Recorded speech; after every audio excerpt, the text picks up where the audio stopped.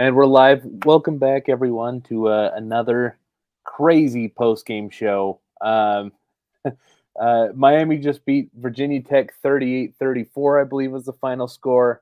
What a crazy ending. We've been kind of venting. We had to blow off some steam before before we went live so that we could keep it somewhat professional. But man, last play of the game. For those watching, obviously Virginia Tech throws a Hail Mary. It's called a touchdown on the field. They have to review it. It's overturned. Miami wins. Um, we've talked a little bit about it already, but what are your guys' first initial reactions? Mike? Mike, Pete, you want you to go? go, bro. Go. No, you go first, man. Oh, I'm me still go stuck, first. bro. Okay. I'm still Okay. stuck. So I'm gonna first things first. I want to refer to that Clinton Portis video from a number of years ago. I don't know when it happened, but he goes, "Hey man, I wasn't never sweating, but they had me nervous though. They had me nervous though. They had me Yes, nervous sir. though." Yeah. Oh my goodness. Can we just talk about first things first? I gotta say that game is not a game unless Xavier Restrepo makes that catch sitting on his backside on 4th and 3. That ball had no business being caught by anybody. And Restrepo somehow, by the grace of God, finds himself in a spot to make that catch on 4th and 3. The only reason that game was not immediately over. He does not make that catch, it's game over. Xavier That's it. Restrepo, baby. That's it. Yeah, Restrepo, and I mentioned this to you guys earlier. I think Restrepo's having like a legendary Kane season thus far. I don't see any reason why it won't continue. Especially if he and Cam Ward stay healthy. But um, I mean, it's kind of like that 2014 Duke Johnson season. Where you can kind of look back and think, what was the thing from that year? It was the Duke Johnson year. It was this or that. Uh, Restrepo is having like a legendary year. Um, he's He's just going to end up finishing his career the leader in a lot of statistical categories. And as you said, there's no reason to think it's not going to continue. Isaiah Horton has taken a big step up, and Jacoby George has been playing through an injury. I'm not sure if it's an ankle or a calf. I don't know what exactly he has going on, but he's playing through an injury. As he gets healthy, he'll be a bigger threat. Horton has stepped up, and that draws a lot of attention away from Restrepo, and that allows him to get those little 12-yard, 15 here, 17 there, such and such, little corner fades in the end zone. He's going to be able to go for somewhere between 85 and 110 yards and a touchdown or two in any given game. Yeah. I think I'm glad we won, man. I mean, let me start off with that. But man, our defense was not tackling um for 3 quarters, 3.5 quarters. mm, And man, it was rough to watch. Because we were getting contact. I mean, minus a few plays, we were getting contact, man, and they were just breaking one or two or three tackles at a time, man. So not establishing the run early was a bit of a surprise. The way that they were attacking Cam. Um, but man, I mean, Cam had some plays, man, down the stretch that were unbelievable. That flick that he made yeah, to Riley Williams. was unreal. I lost my mind, man. Yeah, His composure is like I don't even know who to compare it to, man. Maybe Joe Burrow. Joe Burrow didn't even have wheels like that, man. But he has composure like him in the pocket, kind of like a Matt Leinart type of composure in the pocket, man. Except this guy is running for 15 yards when he wants to. So, good win. It sucks that it had to come down to a review. It's like questionable for the other side, and stuff like that. But a W is a W, man. And Cam came up big. That catch by X, bro, was I didn't even think anybody was there to catch that. He just got the catch and saved the game for us, man. Jordan has heard me say this at least twice. This might be the third or fourth time. You know who Cam Ward reminds you of, Mike? It's Dwayne Wade. It's Dwayne Wade. That's who he reminds you of. He is so smooth. You watch him play and you're like, bro, you are not supposed to be putting up these numbers. You're not supposed to be making the other team look silly and dumb this way and be so just nonchalant. You're so very laissez-faire with your attitude, and yet the other team looks dumb even trying. He reminds me of Dwayne Wade. He is so smooth. Dwayne in the lane for sure when he's just bobbing and weaving, and he does it at the last second, bro. Like you'll see two people coming for him, and you're just like, I mean, you're tight, bro. You're just like, oh man, this is bad, and it's just swoops that way, swoops this way, and it's a flick, or he runs for 15, or he throws it like Yeah. with all arm strength. I'm just like, bro, what is this guy doing? I didn't even think he was that good when we got him. I knew he was gonna be good, but this is just unreal, man. Without Cam, we would have lost that game by 20 For sure. I or think it's more. fair to say, and let me wax a little bit negative in regards to Cam. I've been pumping him all year so far, and this is more just like slap on the wrist type stuff. Um, I'm getting. I guess this was what we were afraid of when we got Cam. Was he's a little careless with the football. He's a little lackadaisical. Um, just in the sense of like ball security. And I mean, I mentioned this in the first game against Florida, how he's not really finishing his runs with intensity. He kind of lays up. I wonder if it's that he's trying to look cool as he's like, almost walking out of bounds. He actually took a big hit today because he did that. I think it was in the first or second quarter. But laid up at the end of a run and got tackled from behind. Glad he didn't get hurt. He Um, took a bad one in the fourth too, Jordan. yeah, and I worry that maybe tonight we saw the extreme of that, in that it started to cost us in terms of making lazy reads, stuff like that. He turned the ball over 3 times tonight, and it really it almost cost us the game. I wholeheartedly agree with you when you say that without him, we are not close to winning this game. I think it's maybe fair to say that without his carelessness early in the game, we're not down by 10 points in the third quarter. Yeah, I think the defense has a lot to do with that too, man. I mean, Agreed. like that touchdown that they had on third, and I would consider long at that point, where we did everything right on the attack on their QB. We had hands in their face. The only thing we didn't do was sack them. And he just flings it, and we have three people back there looking at the guy that's catching the ball instead of the ball. And then it just lands in his hands, and boom, touchdown. And they're up again.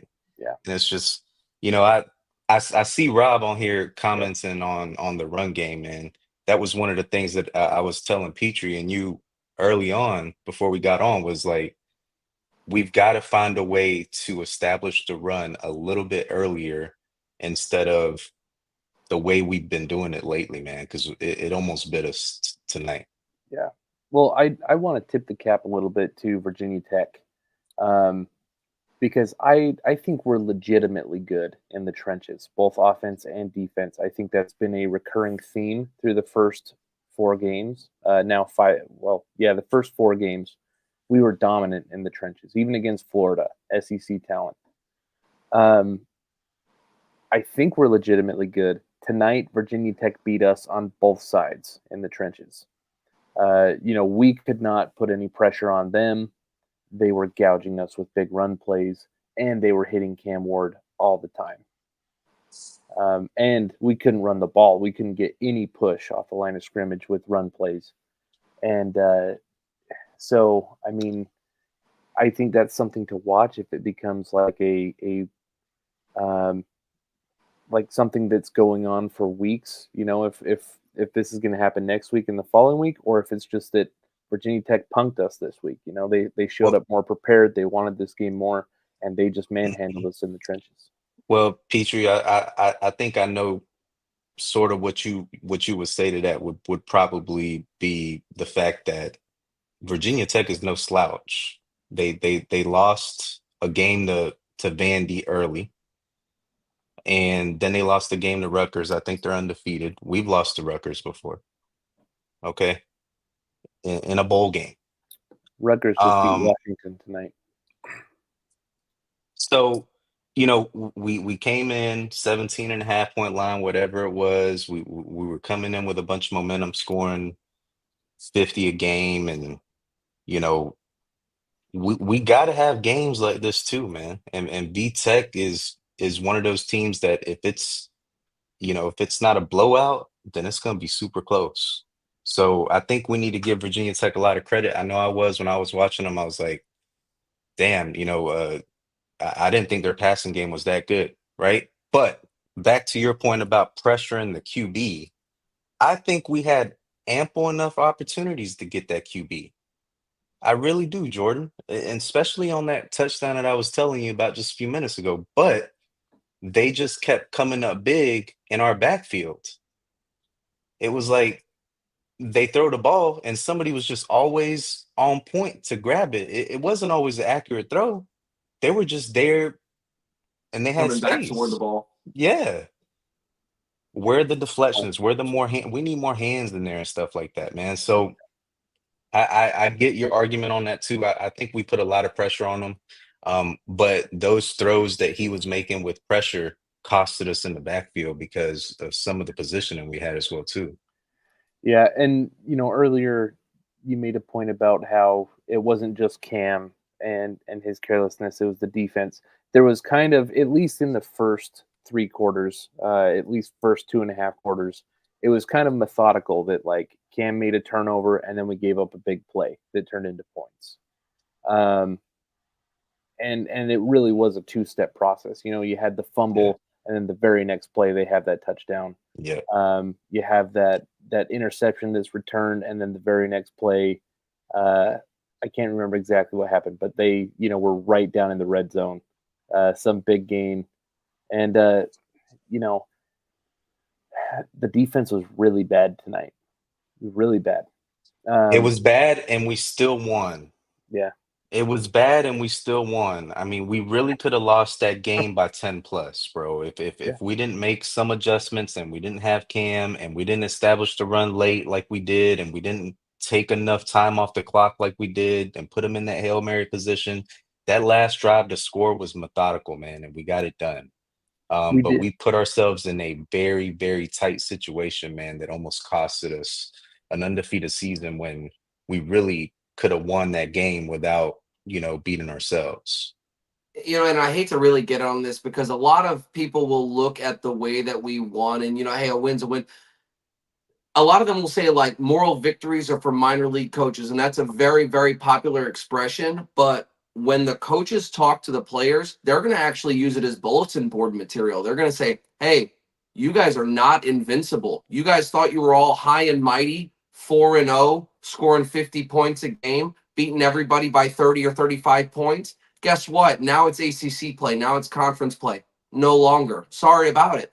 So I don't want to. I hate to be like, oh, moral victories. Oh, I want to claim something nice about barely beating a team that we should smoke. Obviously, you'd rather beat the dog, shit out of Virginia Tech. But at the same time, hey, maybe the coaches and they look at it and they say to the players, hey, you need to take this as a moment to humble yourself. You cannot come into these games unprepared, understudied, underpracticed, maybe not taking your workouts very seriously. You think you got enough talent to beat Virginia Tech? Think again, because they will surprise you. Yeah, and I think that's kind of my gripe with Cam, and I mentioned it in the first game, in the sense of like I hope he can reflect on this and maybe be, uh, maybe focus a little bit more on execution and winning more than his own style points. I mean, don't get me wrong. He looks like a pro playing with college players. He is that good. He's good enough that you kind of can You know how cats kind of like play with their with a mouse before they kill it all the way. That's kind of how Cam Ward looks playing college football.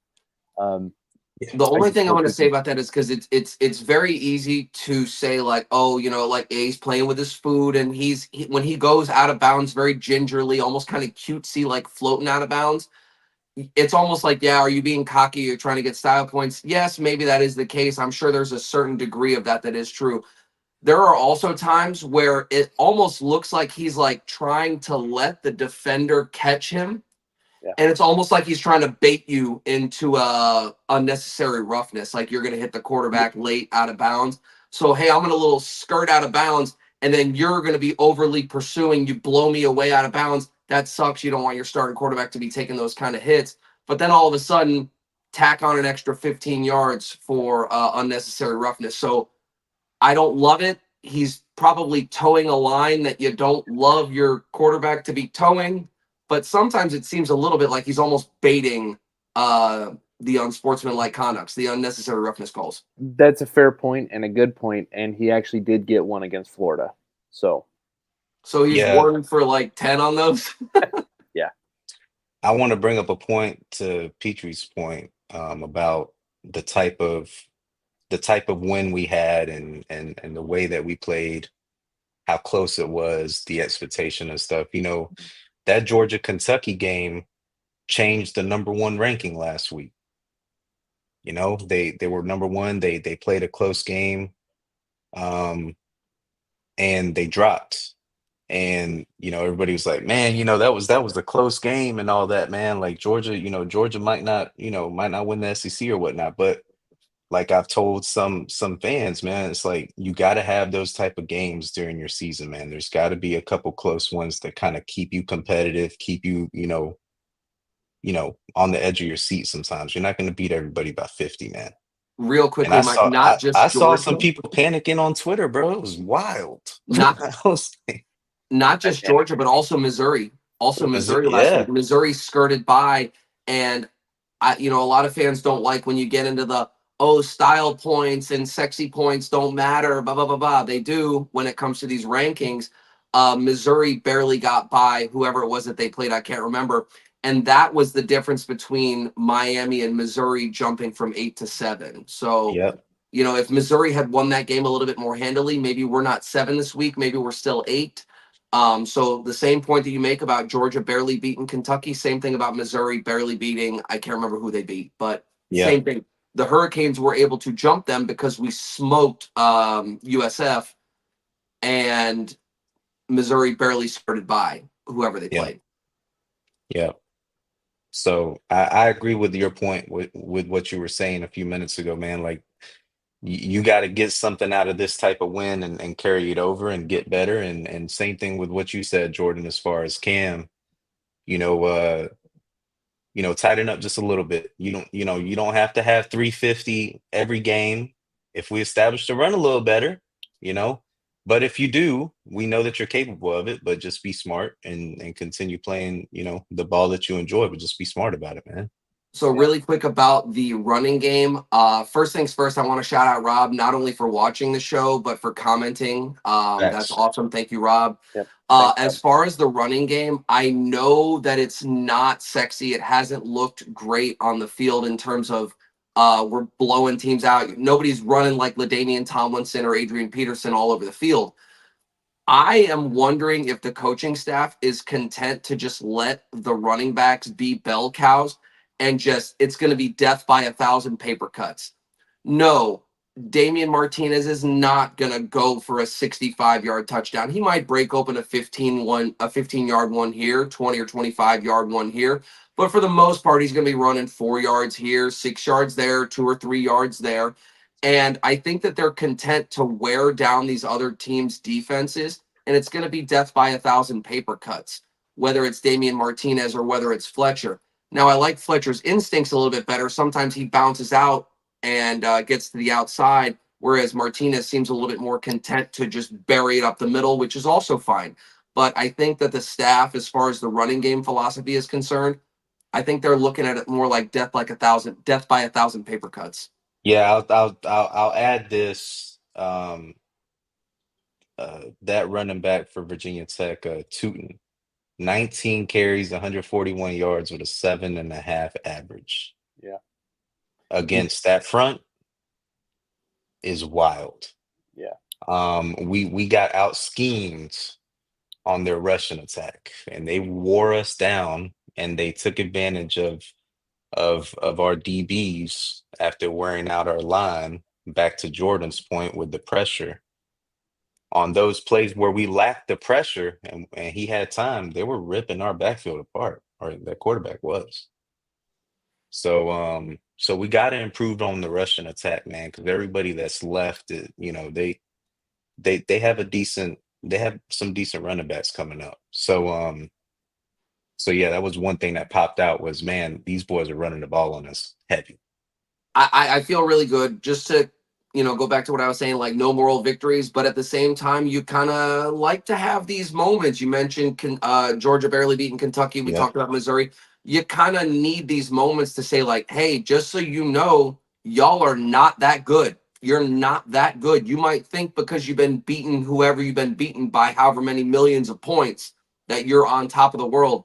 That's not the way it's going to go once it gets to ACC play. Because Virginia Tech, they might not be recruiting on the level that Miami is, but they recruit. They do a solid job, and they invest a lot of time and money into their football program as well. I'm not saying they're on the level of the higher end SEC teams or even like a Miami or Florida State, for example, but Virginia Tech invests a lot of time and money into their football program relative to the other 100 or so teams that are playing high level college football right now. Yeah, they should be a top 5 ACC team every year, the way their program is ran. You know what I mean? So, but I fully agree with that point. You got to have those games, man. So hopefully, like I said, and like what we were saying, they carry some lessons learned into the following weeks, man, and start, buckling down on some of the mistakes we made tonight. Now, to get back to the positives, Jordan said, "Do not let us forget this." Now, you mentioned this stat line, but it was already a record after the fourth game that Cam Ward threw for 300 yards. So it was already a Miami Hurricanes record, 4 games straight of 300 yards passing.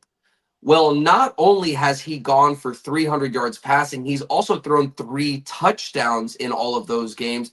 And guess what? He just made it a fifth one today. So not only did he get that yards record last week, he's also been putting up touchdowns, and he extended the record here today. Yep. The guy is a magician, man. He is I unbelievable. was tweeting that the whole night. It's magic, man. Well, he's got 17 touchdowns now and what, 4 picks? Yeah. He had an When's the awful last game time we today saw in that? terms of turnovers, and his touchdown interception ratio is still Yeah. probably top in the country. I'd have to look up the other numbers, but going into today, he had the top touchdown interception ratio in the country, and today he threw 2 interceptions, but I think he threw another three or four touchdowns, 3 touchdowns if I'm not mistaken. It was 4 today. It was 4 today. Okay, Yep. so his 4, so touchdown 8. interception ratio is still great. Yeah, So 18 and 4. and those Even if first I was two, gonna say, even if you go 4 touchdowns, 2 picks, that's still a 2-to-1 ratio. yeah, and I Yeah. think the first 2 interceptions on the season, you could argue, well, one of them for sure. I can't remember exactly what the first one was. Neither of them were his fault. Yeah, if ifs were fits, we'd all be drunk. But at the same time, you could look at those and say, like, hey, Yeah. that one was on the receiver, or Yeah. that one was certainly not on the quarterback. Yep, and so Yeah. I know I had a little bit of critique for Cam earlier, but as I texted one of my friends, I said he's been a little frustrating to me tonight, but man, he's so special. Like he is the most special player I've watched play for Miami in the last 20 years, no doubt. I have no problem saying that. I mean, I'd say quarterback, yeah, but oh man. Yeah, okay. Now I was gonna say Mike's about to get into the context, which is fine. I'm Which is not. that's no I problem. floated for a second. I But floated. but somebody put that on Twitter. They said, Yeah. "Oh, Cam is the best player above and away in the last 20 years." And somebody goes, "Oh, well, Duke Johnson." Hold up, nobody's disrespecting Duke Johnson. Let's make no mistake about it. But regrettably, as great of a running back as one might be, you simply do not have the impact on a play-to-play basis that a quarterback does. And Cam Ward is just unbelievable. unbelievable. He's everything that, and no disrespect to Derek King either, because I know he had the injury. I'm not taking anything away from him. You He's can't compare the two. everything. He's everything that we thought Derek King was going to be, and then a little more. Yeah, absolutely. A lot more. And just for the Duke comparison, because Duke is one of my favorite players ever to come through Miami. I it's I think it's two different arguments because Duke's is more of like a legacy, right? Being a South Florida high school player and then, choosing Miami when it wasn't popular, being great as a freshman and continuing that legacy through his junior year. Um, but that being said, he's not the same type of talent that Cam Ward is as a college football player. Duke is pretty close, but like, was he ever even in top 10 for Heisman? And I say that with respect because he was the most important player that we've probably had in the program since the Randy Shannon era. But that doesn't mean he's the best talent. That's 5 games in, bro. That's a big title to have, man. And I'm not gonna yeah. argue it. I I, Like I I think that said, it's fair to be saying like, hey, this is all speculative right now. Like we're assuming yeah, like if he maintains the same pace, yeah. yeah. of course he could fall off a cliff, of course that could happen, but No, let's nobody's not really have assuming. knock on wood sessions here. Hey, Let's not do that stuff. I'm not gonna say that I'm knocking on wood, but at the same time, he seems, you know, not really. I don't want to say jinxable, but he seems like he's so smooth, so calm, so prepared. He throws that first touchdown he threw earlier. He throws the touchdown. Oof. He does his little celebration, and he immediately walks to the sideline, pulls up the iPad, and says, "Hey, Restrepo, where were we at on this one?" Because it wasn't Restrepo who he connected with on the touchdown. So he goes back to earlier in the drive, and he goes, "Restrepo, where were we at on this?" He is so calm, so Yeah, poised, and so locked in. focused. The only thing he could ever do is get in his own way. We saw the turnovers tonight. That's what we've all been saying this entire time. Yeah. That's the only way he'll ever get in his own way. I think he's the most locked in QB we've had since Berlin, bro. Yeah. I just Well, think he's like the most game. Like I felt comfortable when we got the ball back for that last touchdown. I was like, we're gonna score here. yeah. Yeah. Now, I don't know how much time VTech's gonna have, but we're gonna drive down Yeah. and we're gonna score. And I haven't felt like that in a while with anybody. I have a tweet. You can check the timestamps if you want. I think it was about 8 minutes left in the fourth quarter. We were still down 10 at that point. And I said, to be honest with you, I'm really not nervous at all until it comes down to the last like possession or so. Obviously it did. But at that point, I'm sitting there like 10 points with a Cam Ward offense. I feel like when the Golden State Warriors are down 15 or 20 points in a basketball game and you got Yeah. Steph Curry and Clay popping off, I'm not worried. I'm not worried. Well, They're gonna hey, they more can hang, they can hang points at any point in time. than me and Jordan, we need to hang on you for support if we ever get in that situation again. Because I was texting Jordan and I was a little Yeah. concerned, man. Just Yeah. because, I mean, how are you not concerned? Hey, I'm check not the Twitter saying, handle, baby. Miami propaganda. yeah, I'm not saying, like, bro, I saw Canes fans on Twitter before halftime just saying we shouldn't be top 10. Um, our defense can't keep up with playoff caliber teams, and what is Mario doing? What's Cam doing? And I'm just thinking, bro, like that's way too soon.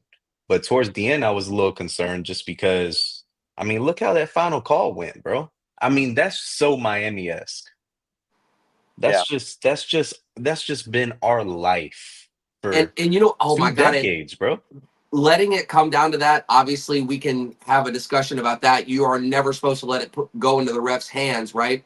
But what was amazing is right after the game is officially over, the sideline reporter Cristobal is getting an interview, and they say, "Coach Cristobal, can you describe your emotions after that win?" And he goes, "Yeah, we played sloppy."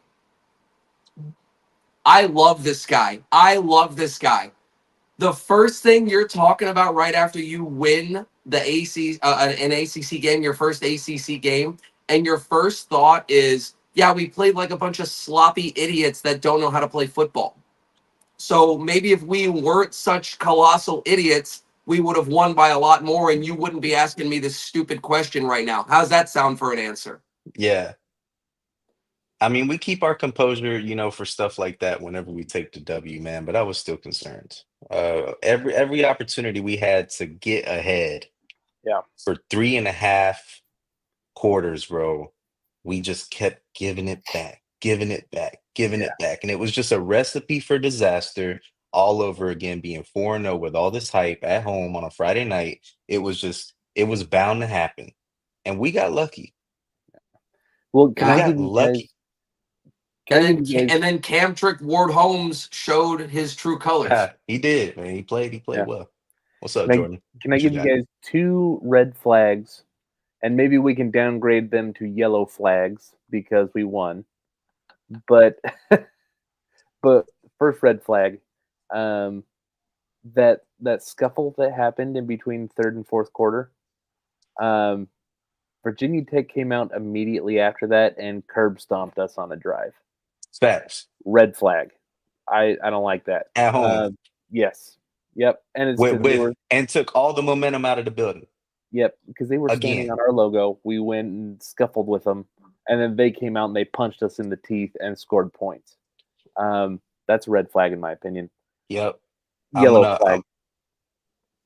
I'm gonna say this. Adrian texted me, man, and said I haven't heard Hard Rock go from as loud as it was to as quiet as it was whenever they had that touchdown where we pressured him on 3rd and 8 and almost had him on the far sideline, and he threw it and they scored a touchdown.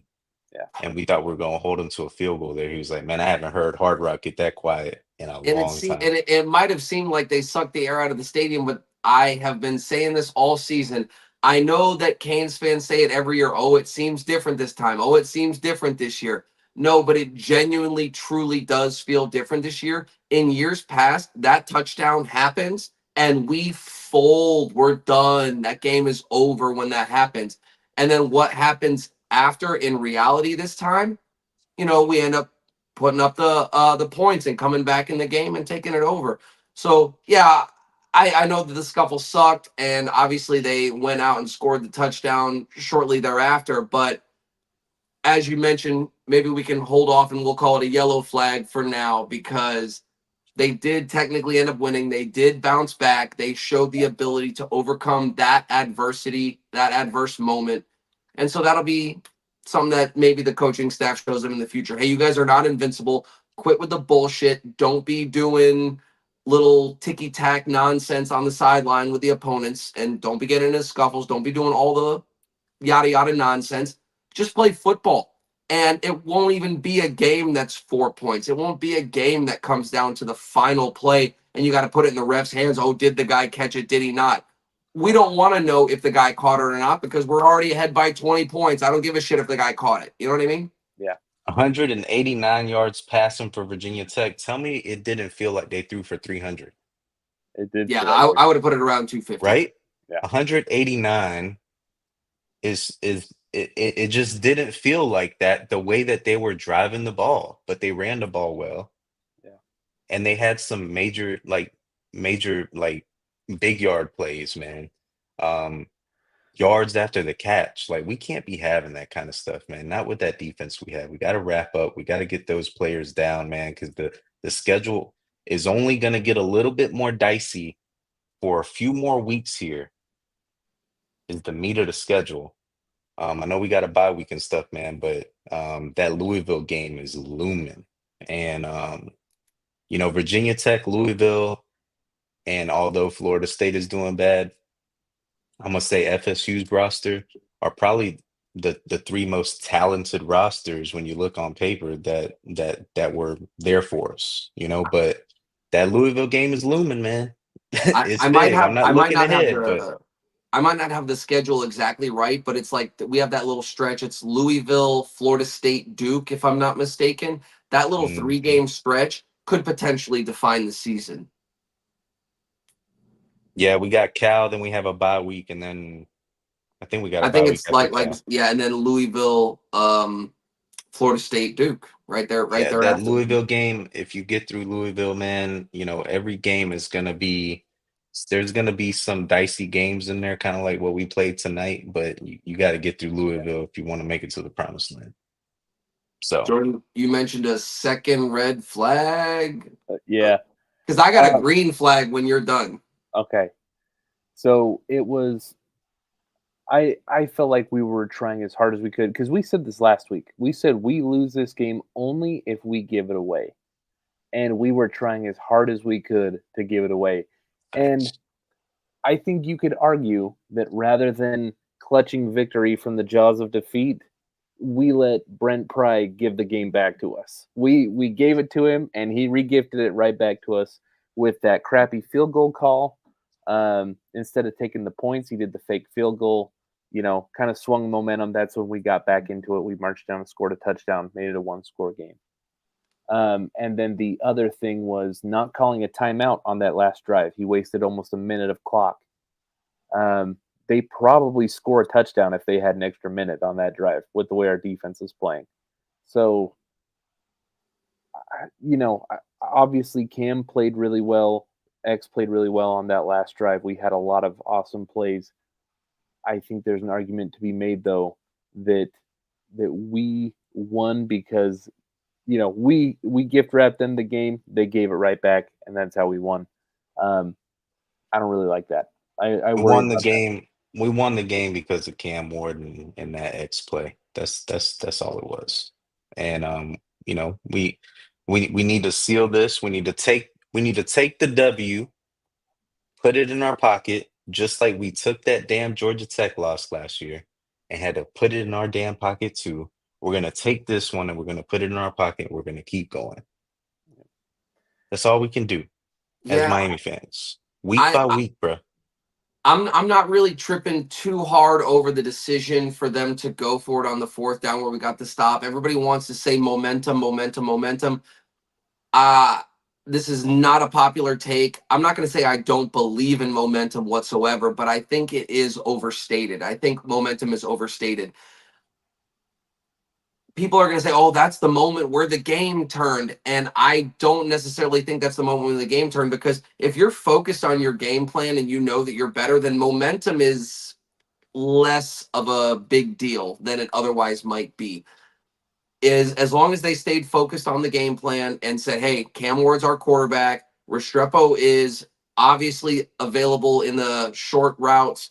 We still have Horton who can go deep, and then you've got Fletcher who can step in when Martinez isn't hitting home runs as well." You feel okay about it. You still did kind of feel that the defense, while they did give up a lot today, that is a lot of points. You still, I personally never felt like, oh man, our defense, we're just shot, we're done. Oh man, they're just giving up anything that they throw up. It's Mike, you said it yourself. The quarterback only threw for 100 and something yards, and it felt like more. It felt like more, but at the end of the day, the production was not really there. So forgive me if I think that the momentum point was not so massive. I thought it was kind of okay. And I'm going to counter really quickly with a green flag. Andres Borregales, one of my favorite players on the team, just set his personal career long for field goals today. I want to say it was 56, it might have been 59. I don't have the exact number, but they did mention that it was his career long. And he's made a couple in the 50s in his career so far. So for him to set a record today, that was one of those opportunities I was really looking for Borregales. I know it was only one field goal, but I said I'd love it if Borregales can get some opportunities now that we're in conference play. These field goals are going to matter against teams that are better. And he really got a chance to show today, listen, I can kick it with the big boys. So so couple takeaways for me that you got me thinking, Petrie. We didn't have any explosive plays tonight. Like we had been coming up to this game, the other games, man, and they did. They had the INT, bro, that they had in on the other side of the field, and he ran all he sprinted Good down the returns, sideline for that, bro. I both of was them, like, both of those interceptions. what are we doing here? And oh yeah, Rob did say the tight end plays. We did have Arroyo did have a couple, and that was early when Cam was just dicing. But wouldn't really have too many explosive plays. And then I wanted to touch on Rob's comment about the run game. I wanted us to touch on it. Rob said that, the run game is a red flag. It was supposed to be our strength, and it's completely opposite. I wouldn't necessarily say that it's a red flag. I just feel like for the first time in a long time, we don't have to rely on it as much. And we are getting a little greedy on the air attack. And it might cost us. It costed us for a little bit tonight. And then we kind of balanced out in the second half. And the game was more of a tussle back and forth. And we were able to end up on top. But we need to start establishing a little bit more of a run game. And maybe it can limit some of those few Cam mistakes that he has, man, where he can pass whenever he wants to, but at the same time, he has a running attack to kind of give him a little bit of breathing room as well, too. Yeah, I But I I did talk about it a little bit earlier. I do want to like be a little bit patient with the running back room because I still do feel that Cristobal and Dawson, they are content to let the running backs get little by little plays. It's gonna be death by a thousand paper cuts. Now, as a fan, would you like to see some bigger runs? Of course, you'd like to see some bigger runs. Not only are they exciting plays, but it does make the defense come in a little bit more shallow, and that opens up the deep plays. Those very sexy throws that we like. Oh man, Cam Ward just went over the top. That was unbelievable, crazy, right? But at the same time, they are content to just grind down your defense. Your front seven is tired by the time that we're halfway through the third quarter and approaching the fourth quarter. Your front seven, they are tired because Damian Martinez, Mark Fletcher running behind our offensive line have just been 4 yardsing per run you to death. They are just running you 4 yards per play to death. yeah, I can agree with that. Jordan, what you thinking? I don't know, man. Somewhere in the middle. He's somewhere in the middle, I know. That Yeah, boy, that I'm just boy's in happy a we daze escaped, over there. man. I texted Petrie when they were doing the review, and I was like, man, if we lose this game, I'm not talking about it tonight. And what did I immediately text back? I said, that shit is incomplete. That's an And incomplete you're right. pass. And you're right. And I said, I agree with you, but refs. Yeah, but refs, man. But Yeah. not only but refs, but ACC refs. Oi. Yes. Yep. When they had that pan shot of the command center, and they were huddled over there at the TV, and they were pointing at the TV and all that stuff. I was like, bro, I know they're trying to figure out a way to say I was this like, was a damn catch. oh, they're about to, I was they're about to. they're about to screw us all day, bro. That's what I was thinking. So I agree. so yeah, I guess we can get into our main takeaways and what we're looking forward to Yeah. next week, man. Enough about this. We got the W, and so we could talk about what's coming up, man. Yeah. Well, let's try to wrap up here a little bit, but so let's do like a 2 or 3 minute rundown. Looking forward to next week, and then let's call it because it is 12:45 Eastern. Yeah. Um. So the first thing I'm thinking about Cal next week. It is an 8:30. I think is it 8:30 Pacific time kickoff? So I it's think seven. so. I It's think like it's 7:30 Pacific. So it will be 10:30 Okay, Eastern. that's right. So you I'm were on like, hey, Mountain it's Time. 12. You were like, it's 12:45 Eastern right now. I was like, so you mean like halftime next week or Yes. what? Yeah, exactly. I'm in Mountain Time, so that's why I was thinking 8:30. It's an 8:30 kickoff for me in Mountain Time. So yes, 10:30. So it's Arcane's players. It's going to be 10:30 on their internal clock, and they're going to be playing until like 3 in the morning their time. I do worry about that a little bit. yeah. So here's my thought on Cal. We're not familiar with Cal, but Cam Ward is. Fair Okay. point. I didn't even So think about that. as Canes fans, anybody that's listening here, I've been saying this all year when we've been talking about games that could be a possible hiccup. The California game wasn't one that screamed at me, right? It was always two teams. It was always, of course, Florida State at the beginning was always a problem. They still can be a problem. I'm never gonna overlook them. The Louisville game, we got a bye week before that game, and Louisville plays Notre Dame this weekend, I believe. So we'll learn a lot about them too. We got a bye week before Louisville. We're not notoriously the best out of bye weeks. And we play them at their place, and that place is rowdy. And then, of course, Georgia Tech. A lot of people are saying, man, we're going to have a revenge tour on Georgia Tech, man. And, we're going to curve stomp them out. But that game is in Atlanta. And I've been to a few Georgia Tech games myself. And I know how that place can get. And we've lost some important games against them, man. So I'm not too concerned about the Cal game just because of Cam Ward. Now, I will say this. He did lose to them last year. But he was on a whole different team. He didn't have the Hurricane squad with him. So I'm really looking forward to next week, man. I think that's gonna be a different environment for us as Canes fans. I don't know when's the last time we traveled to Cali for a game, you know what I mean? Yeah. So I think it's gonna be fun. I think it's gonna be weird watching the game at 10:30, whatever it is, right? But that Louisville game, of course, is the marker of all markers. So I'm excited. Yeah, and I'm with Mike on that one. Not too concerned about Cal. Of course, Ward has played there before. I think that Mario and the rest of the coaching staff, they're going to be encouraging the boys like, hey, we're not making excuses. I don't want to hear anything all week about, oh, I didn't go to sleep on time, or oh, I missed a workout because I was doing this and that. He's going to be trying to get them on that Cali time. Hey, this is what time we're working out. Make sure you go to sleep at the right time. Make sure you wake up at the right time. Make sure you eat your meals at the right time. The nutrition program's a very big deal with that too. Make sure you're eating and sleeping at the right times. So I'm not really too pressed on Cal as far as that. Mike, you mentioned the fact that Ward has already played against them, which I like as well. And also, if you really want to get down to it, we kind of get an extra day of prep. I know that we lose it because travel, it's a very far distance and that kind of sucks.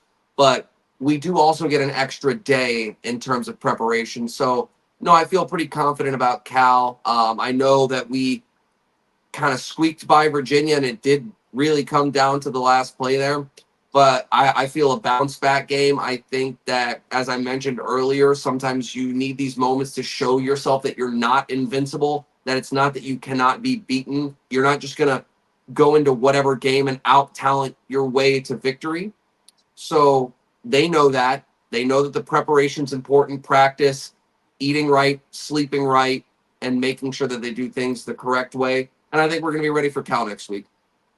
To follow up shortly on what you just said, let's not forget before we end tonight that Virginia Tech on paper is a really good team. Yeah. Yeah. I mean, they were projected to finish ahead of us by a lot of media people in the ACC, even though Cam was coming our way, even though we had that recruiting class, even though we had the portal additions. Virginia Tech was still there. And then they flopped They're that two and Vandy. three. They're 2-3, and they could very, very easily be 4-1 right now. Correct. Yeah. True. Let's not forget that. So Okay. Well, gentlemen, thank you. I appreciate it. Thank you for everyone watching. Rob, thank you for your commentary. We appreciate it. yeah, man. Um, Yeah, man. 5-0. and I'm not sure if we're gonna do some next week. It'd be like 3 a.m. Eastern time. so we might see you guys in a few weeks. But until then, go Canes. Go Canes. Let's go, baby.